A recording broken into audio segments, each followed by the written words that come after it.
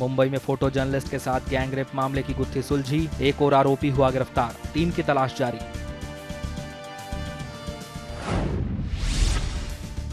Gangrape पीड़िता की हालत में सुधार, मां से की बातचीत, आरोपियों को फांसी देने की मांग।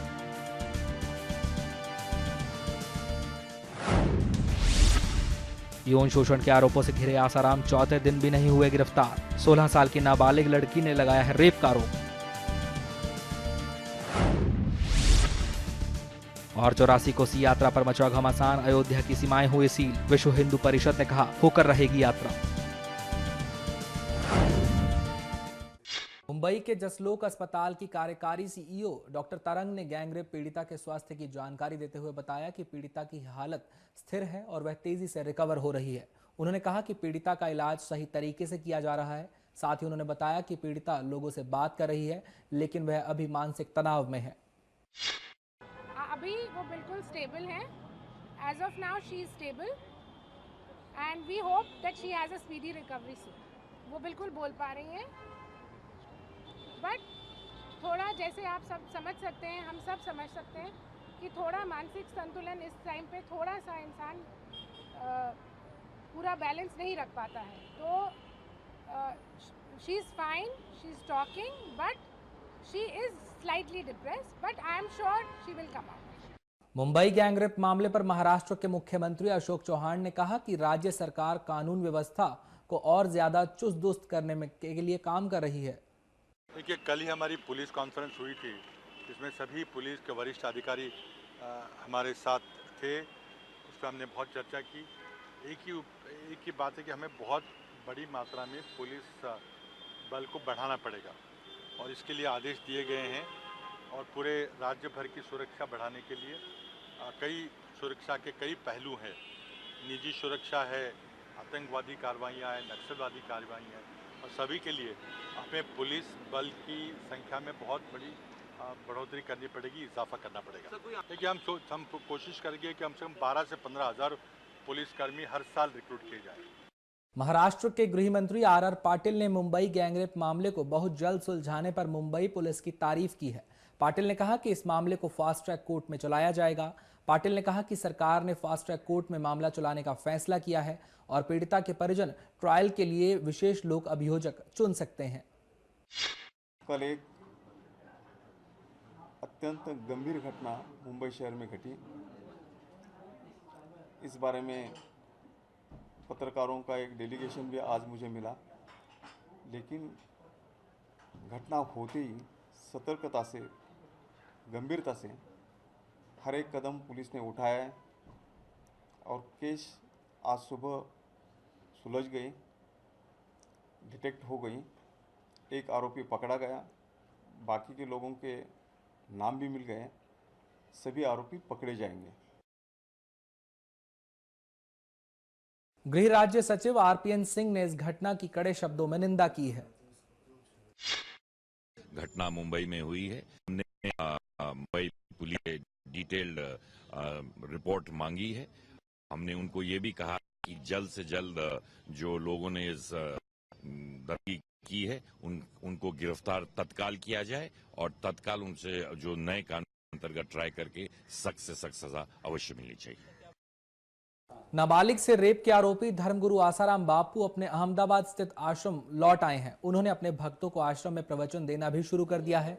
इससे पहले खबर थी कि वह गिरफ्तारी के डर से आश्रम से अचानक गायब हो गए थे। गौरतलब है कि आसाराम पर नाबालिग युवती से रेप का केस दर्ज कराया गया है।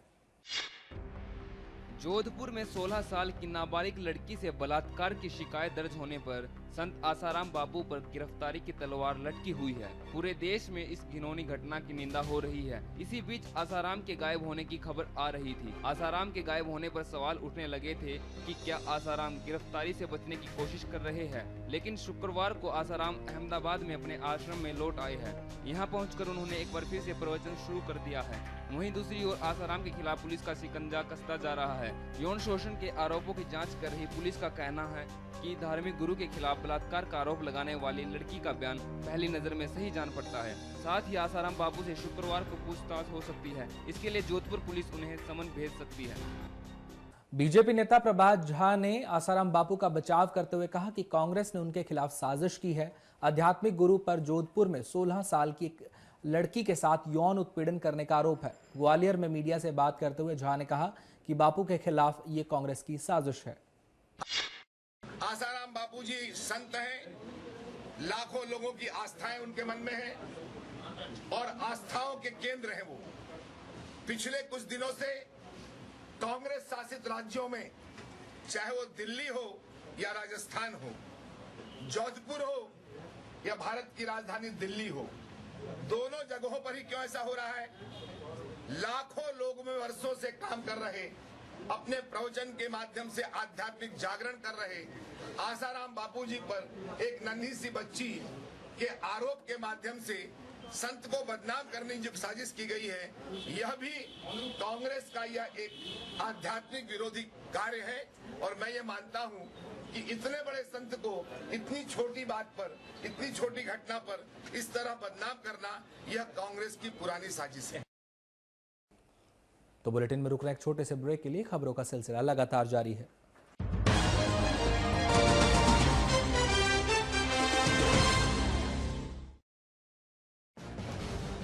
देश विदेश का हाल हो या हो शेयर मार्केट की टेढ़ी मेढ़ी चाल, बढ़ता हुआ भ्रष्टाचार हो या हो किसी पर अत्याचार, राजनीति की बहसबाजी हो या हो किसी की जालसाजी, खबर चाहे जैसी भी हो, मैं पहुंचाऊंगी आप तक सबसे पहले सबसे फास्ट। ब्रेकफास्ट विद खबर फास्ट, रोज सुबह 8 बजे।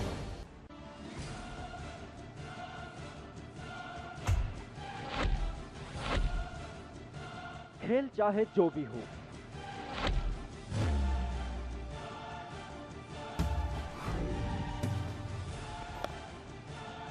मुकाबला चाहे किसी का भी हो,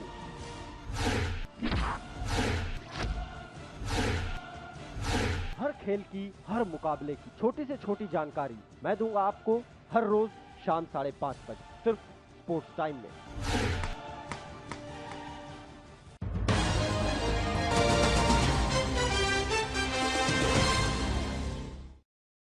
यूपीए सरकार पर निशाना साधते हुए बीजेपी अध्यक्ष राजनाथ सिंह ने कहा कि देश को यूपीए सरकार गर्त की ओर ले जा रही है। क्या भारत की अर्थव्यवस्था में वह एक अंतर्निहित शक्ति नहीं है, एक आंतरिक वह ताकत नहीं है? भले ही विश्व की अर्थव्यवस्था लड़खड़ा रही हो, लेकिन भारत की अर्थव्यवस्था को हम मजबूती के साथ कायम रख सकते हैं। यह कुव्वत, यह आंतरिक शक्ति यदि दुनिया के किसी देश में है तो वो केवल भारत देश में है और दुनिया के किसी दूसरे देश में नहीं। क्योंकि यहाँ पर प्राचीन काल से हम लोगों ने जिस अर्थव्यवस्था को स्वीकार किया वो विकेंद्रित अर्थव्यवस्था है।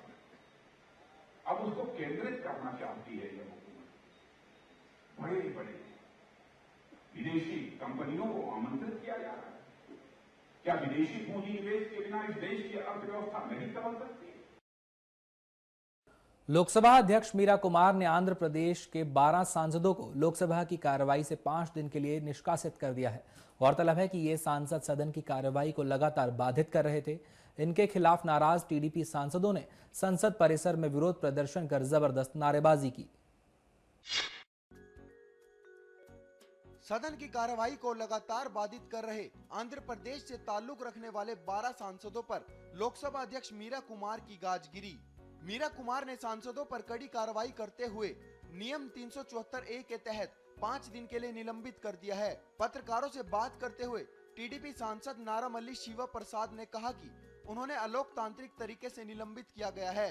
उन्होंने कहा कि वह संसद में 5 करोड़ लोगों की आवाज उठाना चाहते हैं, लेकिन उनकी आवाज को दबाया जा रहा है। उन्होंने कहा कि वह जनता के बीच जाकर लोगों को इस बारे में बताएंगे। साथ ही उन्होंने कहा कि वह अपने आंदोलन को छोड़ नहीं सकते, बल्कि उसे और तेज करेंगे। Undemocratically they have suspended us. We wanted to make hear the voice of 5 crores people, but the justice has not been done to us, and they have suppressed our voice. They have suspended us. Okay, we will go to our public. We will go to our public and tell all these things what has happened, and we don't leave the agitation. We will continue our fight. We will intensify our agitation, and we will be with our public. वहीं TDP सांसद नामा नागेश्वर राव ने कहा कि उनके 4 सांसदों को निलंबित किया गया है। उन्होंने कहा कि केंद्र सरकार ने इस मुद्दे को हल करने के बजाय उसे पेचीदा बना दिया है। हमारा मेंबर्स को सस्पेंड किया है, 4 आदमी को सस्पेंड किया है, उसी तरह से कुछ कांग्रेस का एमपीस को भी सस्पेंड किया है। ये गवर्नमेंट फ्रॉम द बिगिनिंग कोई भी इश्यू को सॉल्व करने से अलावा गवर्नमेंट जो है ना प्रॉब्लम्स ज्यादा क्रिएट कर रहा है। अभी तेलंगाना इश्यू में देखिए, तेलंगाना इश्यू को लेते पिछले जो है ना 15th लोकसभा में पूरा आंध्र प्रदेश में डिस्टर्बेंस आया है। जब तेलंगाना का कोशिश किए तो उसी तरफ में जो है ना सीमांध्र का भी जस्टिस करना चाहिए, उसमें भी वो लोग फेल हो गया।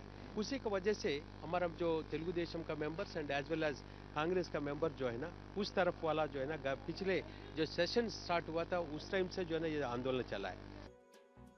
84 कोसी परिक्रमा पर सरकार और विश्व हिंदू परिषद के साथ ही संतों में घमासान के आसार दिखने लगे हैं। यूपी सरकार ने सेना सहित प्रशासन को अयोध्या में अलर्ट कर दिया है। अयोध्या और आसपास की सभी सीमाएं सील कर दी गई हैं। विश्व हिंदू परिषद भी जोर शोर से अपने 84 कोसी यात्रा अभियान में लगा हुआ है। उत्तर प्रदेश सरकार ने 84 कोसी परिक्रमा को कड़ाई से रोकने के लिए हर तरीके के प्रयास शुरू कर दिए हैं। अयोध्या को जोड़ने वाले कई रास्तों पर बैरियर लगा दिए गए हैं। साथ ही 84 कोसी परिक्रमा मार्ग पर भी जगह जगह बैरिकेडिंग और बैरियर लगाए जा रहे हैं। उधर बाहर से अतिरिक्त फोर्स का आना भी लगातार जारी है। अयोध्या के पुलिस सर्किल ऑफिसर के मुताबिक 9 कंपनी पीएसी अयोध्या पहुंच चुकी है और अगले 2 दिनों में भारी पुलिस बल यहां पहुंचने की संभावना है। आरएएफ की 10 अतिरिक्त कंपनियां भी बुलाई गई हैं, जिसके चलते यहां सावन मेले में जो नजारा देखने को मिलता था वो धीरे धीरे वीरानगी में बदलने लगा है। पर्यटक भी आने कम हो गए हैं, जिससे अयोध्या और फैजाबाद दोनों शहरों का करोड़ों का व्यापार भी प्रभावित हुआ है। वहीं वीएचपी की तैयारी भी जोरों पर दिखाई दे रही है। विश्व हिंदू परिषद, संघ परिवार, बजरंग दल, दुर्गा वाहिनी और बीजेपी के कार्यकर्ताओं के साथ ही नेता भी परिक्रमा मार्ग में सरहदी गाँव में करीब 10 किलोमीटर तक संपर्क अभियान चलाए हुए हैं। न्यूज डेस्क, खबर फास्ट। लश्कर तैयबा के आतंकवादी टुंडा के सीने में दर्द की शिकायत के चलते एम्स में भर्ती कराया गया है, जहां टुंडा को कड़ी सुरक्षा के बीच अस्पताल में रखा गया है। टुंडा की पुलिस हिरासत आज खत्म हो रही है। भारत नेपाल की सीमा पर पकड़े गए लश्कर तैयबा के आतंकवादी अब्दुल करीम टुंडा को शुक्रवार को एम्स के हृदय विभाग में भर्ती कराया गया है। सूत्रों के मुताबिक 70 साल के टुंडा को सीने में दर्द की शिकायत के बाद पिछली रात सफदरजंग अस्पताल में भर्ती किया गया था, लेकिन शुक्रवार को सुरक्षा कारणों के चलते उसे एम्स में भर्ती कराया गया है। उसे एम्स के आईसीयू विभाग में कड़ी सुरक्षा के बीच रखा गया है। गौरतलब है कि आतंकी टुंडा की आज पुलिस हिरासत खत्म हो रही है। आपको बता दें कि टुंडा पर भारत में कई जगह बम विस्फोट करने और दहशत फैलाने के आरोप है, जिसके चलते उसको कोर्ट ने 4 दिनों की पुलिस हिरासत में भेजा था। अमेरिका में एक सम्मेलन को संबोधित करते हुए अन्ना हजारे ने कहा कि राहुल गांधी और मोदी पीएम बनने के लायक नहीं है। साथ ही उन्होंने प्रधानमंत्री का सीधा चुनाव कराने पर भी जोर दिया। साथ ही राजनीतिक दल आधारित व्यवस्था को खत्म करने की बात भी कही। सामाजिक कार्यकर्ता अन्ना हजारे ने एक बार फिर नरेंद्र मोदी और राहुल गांधी को पीएम पद के लिए अयोग्य बताया है। इस बार उन्होंने ये बात अमेरिका में कही है। अमेरिका के 2 दिवसीय दौरे पर गए अन्ना हजारे ने प्रधानमंत्री का सीधा चुनाव कराने और राजनीति दल आधारित व्यवस्था से छुटकारा पाने का समर्थन किया है। उन्होंने दावा किया कि इससे न केवल लोकतंत्र नष्ट हुआ है, बल्कि इसने संविधान को हड़प लिया है। अन्ना हजारे ने शुक्रवार शाम मैरीलैंड यूनिवर्सिटी में भारतीय छात्रों के एक समूह से कहा कि भारत का संविधान राजनीतिक दलों को मान्यता नहीं देता। राहुल गांधी और नरेंद्र मोदी दोनों ही राजनीतिक दलों का प्रतिनिधित्व करते हैं, इसलिए राजनीतिक दलों का प्रतिनिधि होने के नाते वे पीएम पद के लायक नहीं है। अन्ना ने कहा कि हमारी निष्ठा भारतीय संविधान के प्रति है और ये राजनीतिक दल संविधान की मूल भावना के विपरीत संचालित होते हैं। साथ ही उन्होंने कहा कि यदि देश को एक प्रधानमंत्री और एक राष्ट्रपति की आवश्यकता है तो उनका चुनाव पूरे देश में केंद्रीकृत रूप से करना चाहिए। ब्यूरो रिपोर्ट, खबर फास्ट। हमारे देश में लोकतंत्र, पक्ष और पार्टी तंत्र ने लोकतंत्र को आने नहीं दिया, उसको नेस्त नाबूद कर दिया और आज हमारे देश में चल रहा है पक्ष तंत्र, पार्टी तंत्र, सरकार तंत्र, अधिकारी तंत्र, लोकतंत्र नहीं है। इसलिए हमारी कोशिश चल रही है ये वो लोकतंत्र लाना है देश में। कैसे आएगा? इसलिए हम लोग जगा रहे लोगों को। पाकिस्तान ने शुक्रवार को 337 भारतीय कैदियों को रिहा किया, जिसमें से ज्यादातर मछुआरे थे जो पाकिस्तान में प्रवेश करने के लिए सजा काट रहे थे। इन सभी कैदियों की सजा पूरी हो चुकी है। सीमा पर चल रहे तनाव के बीच पाकिस्तान ने 337 भारतीय कैदियों को रिहा कर दिया है। रिहा हुए ज्यादातर कैदियों में मछुआरे शामिल हैं। दक्षिण सिंध प्रांत के गृह मंत्रालय के एक अधिकारी ने जानकारी की पुष्टि करते हुए कहा कि पाकिस्तान की राजधानी कराची में स्थित मलीर जेल से 329 कैदियों को रिहा किया गया है। साथ ही कराची के लांथी में स्थित एक और जेल से 8 किशोरों को भी रिहा किया गया है। मलीर जेल के सुपरिंटेंडेंट शुजा हैदर के मुताबिक रिहा हुए सभी कैदियों की सजा पूरी हो चुकी है। ये सभी कैदी विवादित सर्किल लाइन को पार कर पाकिस्तान की सीमा में प्रवेश करने के लिए सजा काट रहे थे। News desk Khabarfast. राजधानी दिल्ली से सटे गुड़गांव में एक बार फिर ऑनर किलिंग का मामला सामने आया है। दरअसल पुलिस को 2 दिन पहले एक स्कूल बस की स्टेपनी में एक लड़की की लाश मिली थी। पुलिस ने मामले की जांच में पाया कि लड़की गुड़गांव की है और प्रेम संबंधों के चलते परिवार वालों ने उसकी हत्या की है। कल तक पुलिस पर अपनी 17 वर्षीय बेटी की गुमशुदगी में समय पर कार्रवाई न करने का आरोप लगाने वाला ये बाप और भाई ही अपनी बेटी का हत्यारे निकले। दरअसल 21 अगस्त सुबह करीब 8 बजे शहर के एक नामी प्राइवेट स्कूल की बस से एक 17 वर्षीय युवती की लाश बरामद हुई थी। लाश को बस में स्टेपनी रखने वाली जगह पर रखा गया था।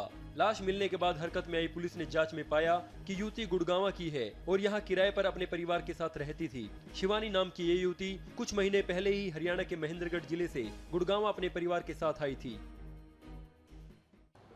ये 21 तारीख को परसों सुबह एक स्कूल बस में जहाँ पे स्टेपनी रखी जाती है वहाँ पर एक फीमेल की डेड बॉडी डिटेक्ट हुई थी। पुलिस ने मामले की गंभीरता को देखते हुए जांच को तेजी से आगे बढ़ाया। पुलिस ने जब परिवार वालों से इस बारे में बात की तो वे लगातार पुलिस को गुमराह करते रहे। इतना ही नहीं, परिवार ने पुलिस पर यह भी आरोप लगाए कि पुलिस ने समय रहते शिवानी की गुमशुदगी पर कार्रवाई नहीं की। जांच के दौरान पुलिस को परिवार वालों के बयान पर शक हुआ और शिवानी के पिता और शिवानी की बुआ के लड़के से सख्ती से पूछताछ की गई। पूछताछ में शिवानी के पिता संजय और भाई अमीन ने पुलिस को बताया कि शिवानी का एक लड़के से प्रेम संबंध था, लेकिन शिवानी परिवार वालों के समझाने के बावजूद उस लड़के से मिलती थी।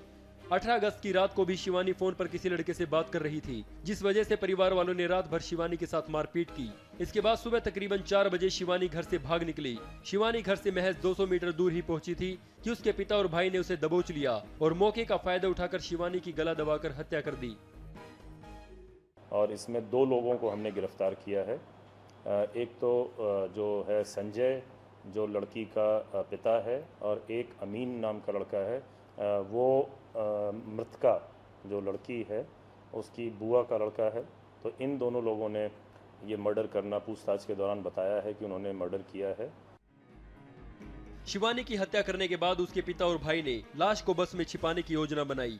दोनों ने लाश को बस में स्टेपनी रखे जाने वाली जगह पर रखा ताकि कुछ देर बाद बस चले तो लाश वहां से निकलकर टायर के नीचे आ जाए और ये हत्या एक दुर्घटना लगे। लेकिन दोनों की किस्मत खराब थी क्योंकि स्कूल की छुट्टियां होने की वजह से बस 2 दिन तक खड़ी रही, जिसकी वजह से लाश फूलकर फंस गई और हत्यारे पिता और भाई की करतूत आखिरकार सामने आ ही गई। गुड़गांव से खबरफास्ट के लिए रोशन भारद्वाज की रिपोर्ट। अब बात एशेज टेस्ट सीरीज की। कुक और केविन पीटरसन के शानदार अर्धशतकों की बदौलत एशेज टेस्ट के तीसरे दिन इंग्लैंड ने 4 विकेट पर 247 रन बना लिए हैं, लेकिन अभी भी इंग्लैंड ऑस्ट्रेलिया से 245 रन पीछे है। पिच पर इयान बेल और क्रिस वॉक्स मौजूद हैं। आपको बता दें कि 5 मैचों की सीरीज में इंग्लैंड 3-0 से आगे है। तीसरे दिन इंग्लैंड के दोनों ओपनर्स एलिस्टर कुक और जॉय रूट ने 32 रनों से आगे खेलते हुए टीम को 68 के स्कोर तक पहुंचा दिया। 68 के स्कोर पर कुक को हैरिस ने आउट कर दिया, जिसके बाद जोनाथन ट्रॉट और कुक के बीच भी 50 रनों की साझेदारी हुई। लेकिन 118 के स्कोर पर रूट को लेओन ने वॉटसन के हाथों कैच करवाकर पवेलियन का रास्ता दिखा दिया। रूट ने 11 चौकों की मदद से शानदार 68 रन बनाए। तीसरे विकेट के लिए ट्रॉट और केविन पीटरसन ने 58 रनों की साझेदारी की और टीम के स्कोर को 176 तक पहुंचा दिया। केविन पीटरसन ने 4 चौकों की मदद से 50 और ट्रॉट ने 40 रनों की पारी खेली। वहीं दिन का खेल खत्म होने तक इंग्लैंड की टीम ने 4 विकेट पर 247 रन बना लिए। पिच पर इयान बेल 29 और क्रिस वॉक्स 15 रन बनाकर मौजूद थे। तो चलिए फिलहाल इस न्यूज़ बुलेटिन में मेरे साथ इतना ही, मगर देश और दुनिया की तमाम बड़ी खबरों के लिए आप आगे भी देखते रहिए खबर फास्ट। नमस्कार।